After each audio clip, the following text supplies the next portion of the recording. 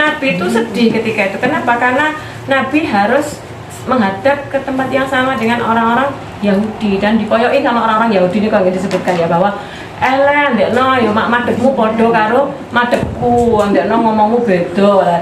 Ternyata ini membuat hati Nabi itu masgul. Sampai Nabi itu terus senantiasa berdoa sampai mengangkat tangannya untuk dikembalikan lagi arah ke Masjidil Haram. Nah, maka di sini disebutkan bahwa kebajikan itu bukanlah menghadapkan wajahmu ke arah timur atau barat. Jadi dijawab Allah bahwa kebajikan ya, albirru itu bukan kok madhep rono apa madhep rono, tapi menghadapkan hatimu kepada Allah.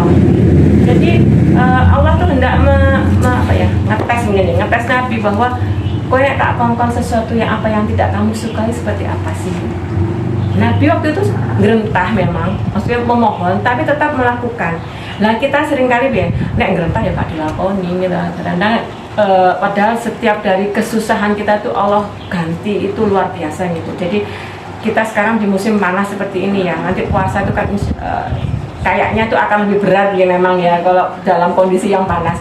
Tapi ampun khawatir, setiap keluh kesah, setiap pengorbanan kita, setiap sakitnya kita, setiap penderitaan kita tuh Allah ganti dengan berlipat-lipat. Itu janjinya Allah, bukan janjinya saya. Di mana? Di Al-Qur'an. Jadi disebutkan di sini bahwa itu tujuan utama dari perintah Allah untuk menghadap ke Masjidil Aqsa itu adalah untuk melihat apakah dikerjakan perintahnya itu, apakah dengan hati yang berat itu tetap dikerjakan, dengan dikerjakan sama Nabi. Nah ketika sampai batas waktu tertentu yang Allah sudah tetapkan, tetap akhirnya berubah balik lagi ke Masjidil Haram. Maka di sini menjadi ibrohnya bagi kita ya bahwa kalau kita menemui, jadi ujian kesabaran itu juga ada ujian syariat. Syariat itu ujian untuk kita. Contohnya Nabi Ibrahim, ketika muncul syariat untuk menyembelih hewan, pertama kali yang disuruh sembelih siapa? Anaknya. Maka ini ujian syariat. Ujian syariat yang paling besar, paling berat itu sudah ujikan pada Nabi. Kita tuh tidak mungkin kita tuh mendapatkan ujian syariat yang di luar kemampuan kita tuh tidak mungkin. Karena apa? Saya aku terus dites para nabi. Para nabi sudah dites dulu. Iso, Nabi iso, dia manusia iso, berarti kita bisa lah. Maka kalau hari ini ayah sedang menghadapi ujian-ujian berkenaan dengan syariat yang harus dijalani, ya itulah ujian kesabaran kita pada kepatuhan kita pada syariat. Misalnya kalau kerja di hotel itu kan nggak boleh pakai kerudung ya. Mulai level bawah sampai level atas manajer itu nggak boleh pakai kerudung. Bangunan juga kerudungan karmu, tapi selama di hotel nggak boleh pakai kerudung. Nah ini kan ketika ini akan menjadi ujian syariat bagi seorang sarjana perhotelan. Ya, salah dia menjadi jurusan perhotelan ya itu ini. Jadi kudunya memang lah ini masukan juga untuk para ibu yang misalnya anaknya mau ngambil jurusan apa. Dilihat anaknya ambil jurusan apa. Kalau jurusan itu kira-kira nanti itu pekerjaannya akan berhadapan dengan syariat, ya wis kayak anak liane nggih banyak. Anggo gak kuliah nggak kuliah perhotelan ini. Jadi ini akan jadi ujian syariat tersendiri bagi seorang sarjana perhotelan yang dia mungkin job desk-nya memang di situ. Nah, tinggal dia memilih apakah dia memilih gaji yang besar ataukah dia menanggalkan syariatnya. Nah, ujian syariat ini akan menimpa semua dari kita. Beda-beda. Ujian syariat buat saya beda dengan Mbak Kar, beda dengan Busum, Bu Khairiyah, Bu Nur, Mbak Syekh dan lain-lain itu akan beda, nggak sama. Karena apa? Karena Allah tahu porsi masing-masing hamba. Seberapa luas ilmunya, seberapa luas hatinya tuh Allah yang tahu. Maka kita tuh nggak boleh makanya merasa Allah nggak ada. Allah tuh yang paling tahu. Semua ujian syariat yang menimpa kita itu sudah Allah hitung, kita pasti mampu melewatinya. Kalau kita tidak mampu maka kitanya yang kurang. Yang kurang apa? Kurang luas hatinya, kurang ridho pada Allah sebagai Tuhan kita, kurang ilmu. Nah ini makanya kurang ilmu itu dihisap loh Bu, jangan menggampangkan soal ilmu. Tidak ada jawaban nanti lah kula riyen tenggene mboten ngerti lho ya Allah. Lah kan dunya nyapo ae. Tidak lagi repot. Jadi tidak ada jawaban, tidak tahu nanti di yaumul hisab. Karena apa? Kita bodoh karena tidak mau menuntut ilmu, itu nanti akan kita pertanggungjawabkan. Dan nyapa sak tak tekek nang donya 70 tahun ya nyapa acaramu kok gak gelem golek ilmu. Ya, ini makanya kita tuh saling mengingatkan untuk kita tuh saling bermajelis itu seperti itu. Nah, maka disebutkan di sini ya kebajikan yang beriman. Maka dibilang suatu kebajikan itu adalah bukan menghadap timur dan barat, tapi adalah kebajikan itu adalah yang beriman kepada Allah, hari akhir, malaikat, kitab-kitab dan nabi-nabi, dan memberikan harta yang dicintainya kepada kerabat. Nah, ini gini.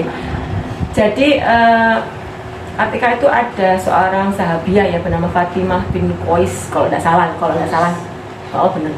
Nah, itu bertanya kepada Nabi, ya Nabi, apakah ada hal lain yang bisa dilakukan untuk selain zakat?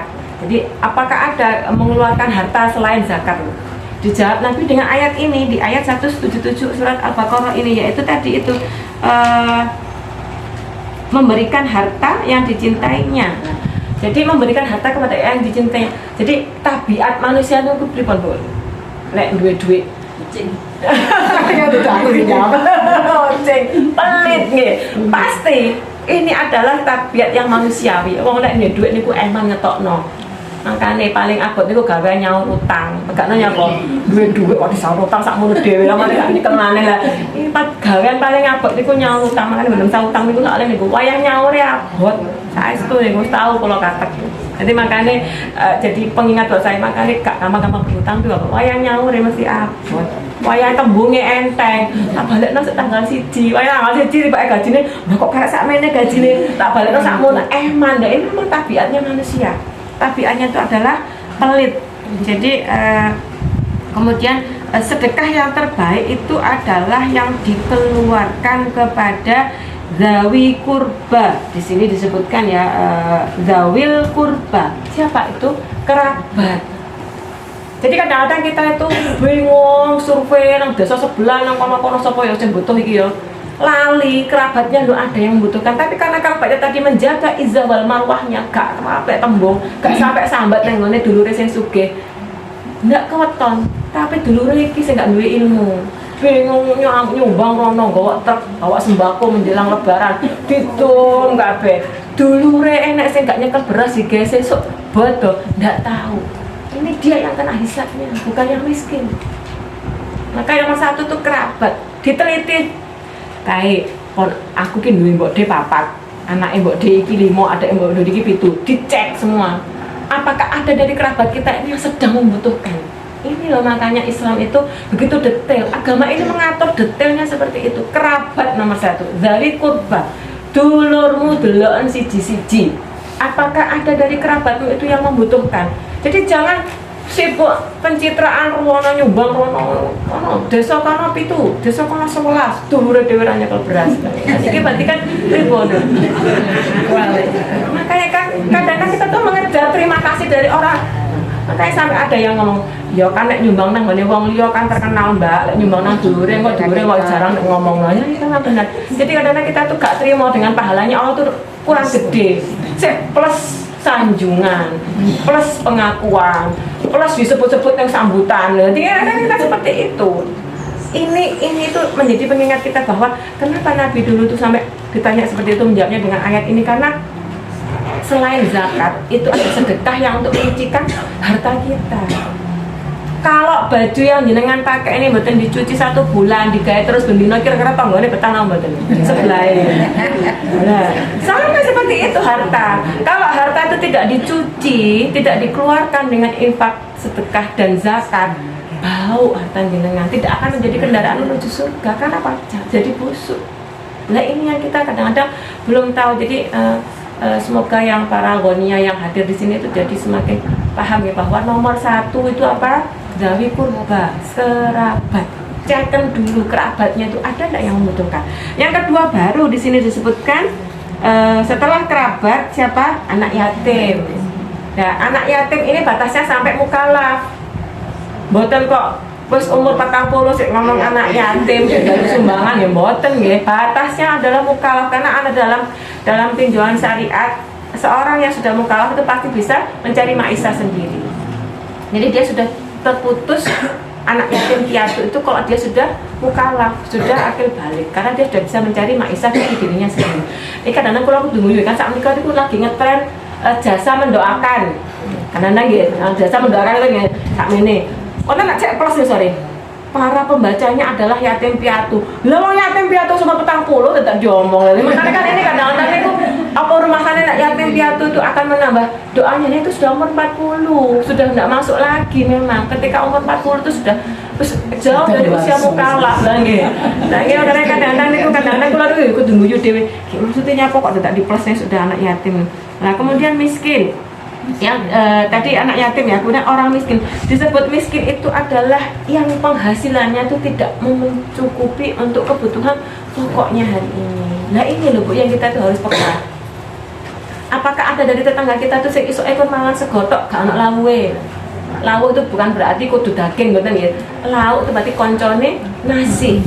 Apakah ada yang sampai enggak bisa? Itu harus kita tuh peka mangane kita tuh diwajibkan untuk bersilaturahim, untuk dekat dengan orang lain, punya 4 sifat apa itu? Hayyin, layin, qorib, sahal. Qorib itu apa? Qorib itu berarti dekat dengan siapapun tuh seraung, dengan siapapun tahu, kenal.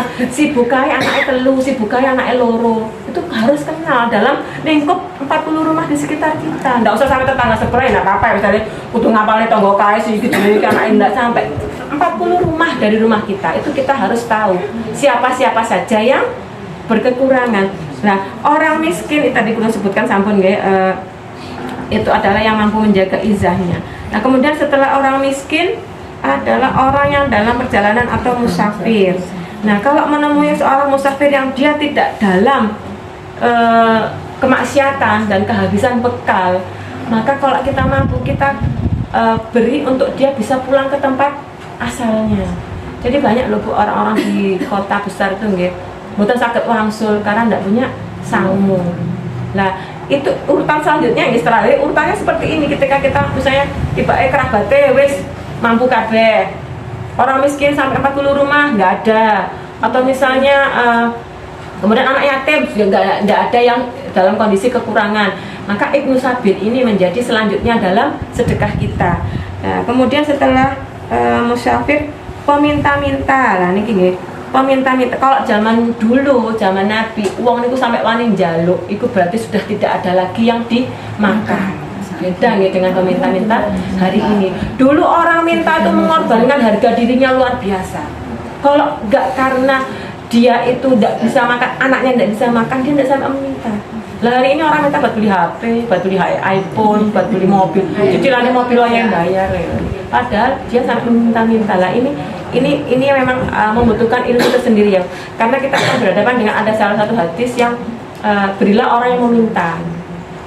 Jadi kadang-kadang merepotkannya di sini ya. Berilah orang yang meminta. Jadi kalau ada orang yang meminta di depan kita tuh harus kita kasih. Nominalnya Allah wa'ala. Nanti yang penting ketika ada orang yang meminta di depan kita itu jangan baliknya tangannya. Nah tapi ini saya juga kadang-kadang sulit. Kenapa? Di perempatan ya. Terus yang minta-minta rambutnya sakmu ini rambutnya ngepang abang lah. Arep kayak mana gitu ombel. Jadi kadang-kadang itu muncul seperti itu. Jadi memang hari ini tuh luar biasa godaan kita. Ujian syariat kita tuh banyak hari ini. Makanya kalau kita tuh tidak punya pegangan ilmu akan semakin dalam kebingungan terus. Nah, kemudian dilanjutkan ke memerdekakan hamba sahaya. Nah, ini sudah nggih budak nggih terkait. Nah, kemudian setelah tadi, bobot kebajikan berarti melaksanakan sholat, menunaikan zakat, orang-orang yang menepati janji apabila berjanji. Nah, kemudian orang-orang yang sabar dalam kemelaratan. Lah ini Ibu, salah satu tabiat keimanan itu adalah ridho dengan yang sedikit. Kalau ridho dengan yang banyak akeh tunggale. Wah, kula alhamdulillah diparingi niki rezekine lancar, golek duit gampang. Anu wingi si mbarep sak tukokne lemah, si nomor loro sak tukokne omah, si nomor 3 sak tukokne mobil. Ya gampang kok ridho dalam lapangan. Yang sulit adalah ridho dalam kesempitan. Ketika kita dalam kondisi sempit, kita ridho. Ini ada ternyata di dalam Al-Quran, itu sabar dalam kemelaratan. Ini bahasa lainnya ketika indikator ketakwaan adalah ridho dengan yang sedikit. Kalau kita dikasih sedikit, ridho itu adalah salah satu kebajikan. Ya, salah satu pokok dalam kebajikan. Dan kemudian orang-orang yang sabar, penderitaan pada masa peperangan. Jadi masa peperangan itu subhanallah ya Bu, kadang-kadang untuk minum itu sulit, harus berhari-hari tidak minum karena dalam kondisi perang yang jauh. Hari ini alhamdulillah ya kita tidak mengalami masa itu, dan semoga kita dilindungi dalam kondisi peperangan yang seperti apapun, kita senantiasa dilindungi. Nah, maka mereka itulah orang-orang yang menepati janji. Orang-orang yang menepati janji ini berkebalikan dengan orang-orang munafik, yaitu yang ketika bicara adalah berdusta, ketika berjanji mengingkari, dan ketika diberi kepercayaan berkhianat. 3 ini harus kita hindari kalau kita melakukan kebajikan ini. Maka mereka itulah orang-orang yang benar, dan mereka itulah orang-orang yang bertakwa. Semoga kita semua yang hadir di sini senantiasa Allah berikan kesanggupan untuk menjaga tanaman benih iman di dalam hati kita. Amin. Ya, itu. Mau kan memiliki dibun terangkan masalah anak yatim yang akan balik. Jadi maksud akan balik ini lapor ayat laki sudah sunat, perempuan sudah mens itu apa? Gimana maksudnya? Usia mukalaf itu berarti beban syariat. Beban syariat usia berapa? Sekitar 15-an. 12 sampai 15 itu. Sudah 12 sudah sudah termasuk tidak termasuk yang disedekahi ini. Jadi anak yatim itu yang kecil memangnya, yang belum usia mukalaf. Ya, usia mukalaf itu kan dasar. Kalau yang misalnya ada yang disunat mulai kecil lah, itu enggak, bukan perkara sunatnya, tapi mukalafnya. Usia mukalaf itu beban ketika dia sudah mampu menanggung beban syariat di dalam dirinya, dia sudah bisa melakukan beban syariat. Terus Nathan mawon yang pulau sampaikan, semoga ya, kita semua di sini Allah berikan kesanggupan gas sejak awal di bulan Ramadan ini ya. Jadi kita minta ampunan Allah sejak di malam Ramadan nanti malam. Jangan nunggu sampai 10 hari kedua, 10 hari ketiga, tapi gas sejak awal. Karena ampunan Allah tuh mulai ada hilal itu sudah dibentangkan ampunan dan pahala dari Allah. Ya, monggo kita berdoa. Mbak Kang, monggo dipimpin doa sebelum kita tutup majelis kita pagi siang ini.